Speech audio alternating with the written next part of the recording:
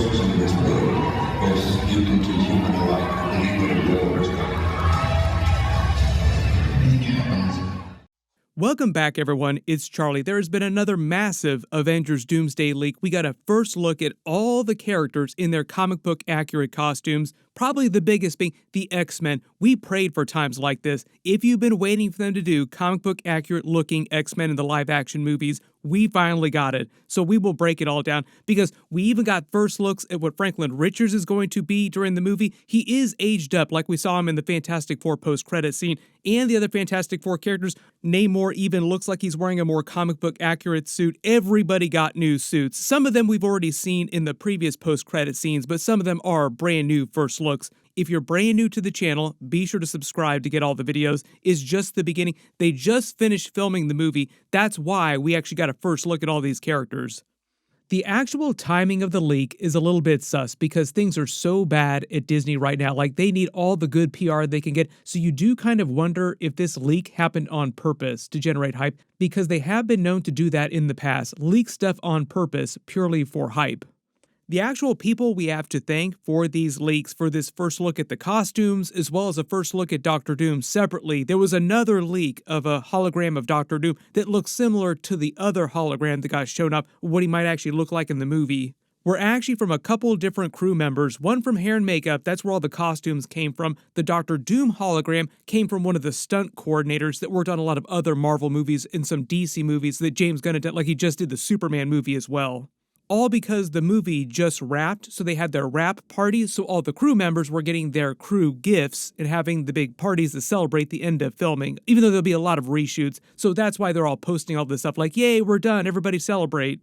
And just looking at all the costumes, there's a lot to pick out here. We'll go through all these, but probably the biggest thing that everyone's going to be talking about here are the comic book accurate X-Men. So there are some changes. They're not meant to be exactly like the comics, but it's a bit of a combination of Joss Whedon's astonishing X-Men in the comics and X-Men 97, which were based, at least in season 1, on the 1990s versions of their costumes in the comics.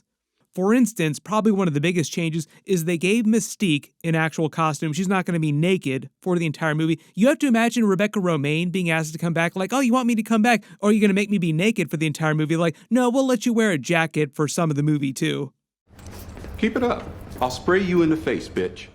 Up at the top here too, you can see Magneto doesn't look exactly like his 1990s X-Men 97 red costume from the comics, but Beast looks just like he does right out of the comics in X-Men 97. Cyclops also probably one of the most accurate characters to his 1990s costume. One of the other questions that a lot of people had too is this person down in the bottom right-hand corner. That's not meant to be a girl. That's actually meant to be Franklin Richards with his curls that you see during the Fantastic Four post-credit scene. You just can't quite tell because it's kind of fuzzy, blurry, like zoom enhance 1,000 times. But it does seem like he's going to be wearing overalls during at least part of the movie. This is basically about how old he was in that Fantastic Four post-credit scene, giving you an idea for how old he's going to be through the movie, like the timeline of Avengers Doomsday. So the idea is that Fantastic Four post-credit scene is literally meant to be the very beginning of Doomsday. So I'm assuming by the end of the movie, he won't have aged that much. The movie itself won't take place over a vastly long period of time before the collapse of the multiverse and Secret Wars events pick up. Just starting in the upper left-hand corner, obviously they put Doctor Doom in the upper left-hand corner because he's like the main character of Avengers Doomsday. So this depiction looks pretty close to the better HD first look that we got a little while ago. This is what it actually looks like in nice shiny HD footage. You also notice as we're going through all these too, is that the only people that are featured on here on this crew wrap gift are the people that were featured during the official Chair Watch video, even though we know a lot of other characters like Spider-Man, Deadpool, Wolverine are also going to be in the movie. Captain Marvel, for instance, they're probably leaving them off because they knew that people would be posting this stuff during the wrap parties, so they didn't want it to be too spoilery. We ready? Right beneath him is short-haired Thor. So Thor is back. Notice he's got the gold emblems on his costume. It looks a little bit different from the one that he was wearing at the end of Thor Love and Thunder. So it seems like he's gotten another new costume, but he's also cut his hair again. So if you're a big fan of short-haired Thor, he is back. Sam Wilson in the same Captain America suit that we saw him in at the end of Captain America Brave New World. Ant-Man in the same suit that we saw him in at the end of Ant-Man the Wasp Quantumania. Then we get some slightly different Fantastic Four costumes. So you notice they're wearing the exact same base level costumes that they wore in the Fantastic Four movie, but a couple of them have jackets. Everybody but Ben Grimm, basically. Does that snazzy birthday sweater help you prep faster? You know.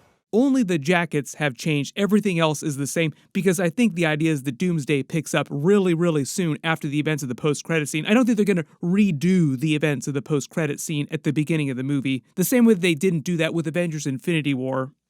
Then we start to get more of the Thunderbolts characters and the other new Avengers characters, the Black Panther characters. Both Bucky, Yelena, and below her, Red Guardian, are wearing the exact same suits that they had at the end of the Thunderbolts post-credit scene, which was also meant to be an Avengers Doomsday scene. The Russos filmed that particular scene on the set of Avengers Doomsday. Shuri looks like her Black Panther suit is the same during Black Panther Wakanda Forever, but Letitia Wright said that she would have a brand new suit during the events of the movie, so maybe her helmet has changed just a little bit since then. Shang-Chi looks like his suit has not changed since the end of the Shang-Chi movie. It's been a couple years. There were a couple of jokes that the actor Simu Liu was telling on Twitter when they were talking about doing other sequels to other more recent movies. Like, people were getting sequels way, way faster than he was getting sequels. They will eventually do Shang-Chi 2, but not till after Marvel Phase 7 starts, after Secret Wars. Down below him is meant to be God Loki because you can see he's wearing the same cloak that he was wearing at the end of Loki Season 2, and he's got his bendy horns, but they're his old bendy horns, not the giant ones that he had at the end of Season 2, so they brought him back down to the smaller horns. Probably because when he's walking around inside rooms with other characters, they're very, very unwieldy, like those giant horns. Just try to have a conversation with a couple different people in a group while you're wearing those horns. Just take a couple people's eyes out. This character beneath Red Guardian is meant to be M'Baku. Remember, at the end of Black Panther Wakanda Forever, he and Shuri basically split the duties of being the king or queen of Wakanda and being the Black Panther. Now he is the king of Wakanda while she is just the Black Panther. This is why it seems like he's wearing a gold suit with a gold cloak around it too, like way, way shinier, way more regal looking. Then we get another comic book accurate glow up for Namor. Beneath him, notice he's got the popped collar just like comic book Namor. One of the only changes though is that he's wearing a vest, like a shirt underneath that instead of going completely shirtless. Next to them, starting at the top, this is meant to be Ian McKellen's Magneto. He is wearing a more comic book accurate red suit, but it's hard to tell if he's just wearing a jacket over a very accurate suit or if it's just meant to be a big change from a comic book accurate suit. I just did a big video about him and Scarlet Witch Elizabeth Olsen during the movie because in their X-Men universe, they're supposed to live on a Genosha that he is ruling as a royal family with a version of Wanda, a version of Elizabeth Olsen's Scarlet Witch, slightly different one, not the one from the MCU, different version, a version of Evan Peters' Quicksilver, and a version of Polaris. So even though it won't be a full House of M during Avengers Doomsday, they'll be going with House of M vibes with the royal family living on Genosha. My favorite is House of M, but that would never happen. Down below him is Patrick Stewart's Professor X. He doesn't have the yellow floaty chair, and the jacket that he's wearing isn't exactly as comic book accurate as some of the other X-Men suits, but still pretty close. Then Channing Tatum's Gambit definitely made a name for himself. They're revealing that this X-Men team that we see in Avengers Doomsday is his X-Men team, and they're the ones that probably saved him at the end of the movie. Just the way they're bringing all these different post-credit scenes together, these different groups, it seems like they're saying that that group of X-Men is the X-Men universe that Monica Rambeau wound up in at the end of the Marvels movie. Beneath him is Rebecca Romijn's Mystique, who is wearing an actual jacket, like she's not naked, like I said earlier. Then next to them, up at the top, Kelsey Grammer's Beast, the version that we saw in the Marvels post-credit scene. James Marsden's Cyclops below him, like I said, probably one of the most comic book accurate to his 90s costumes. There's been so much fan art of him wearing that suit, it's just a matter of time. I think we're all expecting them to do that comic book accurate version of Cyclops at some point. Beneath him is Alan Cummings' Nightcrawler. He's actually talked the most about the movie. Of all the actors, he's been talking so much that Marvel actually gave him a call and said to stop talking about things. Probably one of the biggest things he revealed is that Nightcrawler will have a fight with Mr. Fantastic using both of their powers. So imagine his stretchy powers going up against Nightcrawler's teleporting ability. This is actually one of the big benefits of movies with budgets that are this high, that they can do very, very comic book accurate versions of their fights on screen, like you would see in animation on X-Men 97. Also had great Nightcrawler action scenes during X-Men 97 Season 1.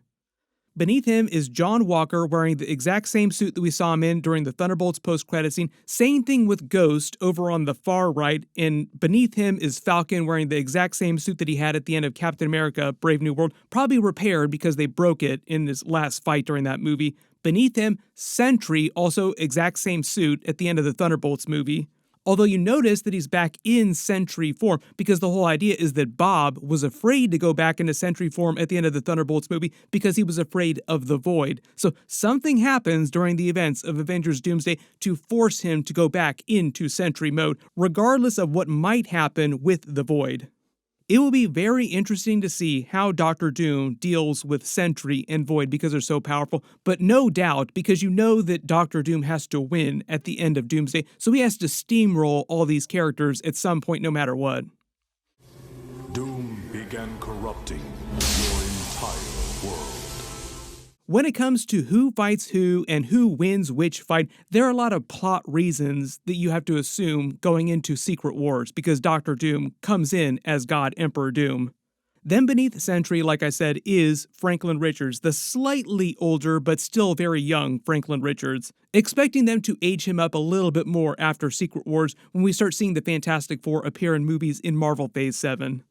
My assumption with him going forward, though, is that they want to keep him as young as possible without aging him up too quickly so that they can do stories with him as a young version of the character, just because they're trying to onboard a lot of younger audience members, and because he's the Grogu of the Marvel Cinematic Universe right now, they want him to appeal to a much younger audience, so they want to keep that around for as long as possible. Everybody post all your reactions in the comments below. I feel like we're all just really happy to finally see live-action X-Men that look comic book accurate. If you're not a real big Star Wars fan or you don't track that stuff, we're probably going to be getting a Mandalorian and Grogu trailer sometime in the next couple of days, if we haven't already by the time I posted this video. We were supposed to get one last week, but all the problems with Disney, the Jimmy Kimmel Show just happened, so that just caused them to delay everything. We will talk about all that stuff when that trailer posts. Be sure to enable alerts for my channel so you don't miss that when I do post it. There were a couple other real big first looks that we just got at Avengers Doomsday. Click here for both of my videos about those, and I will see you guys in the next one. Thank you so much for watching.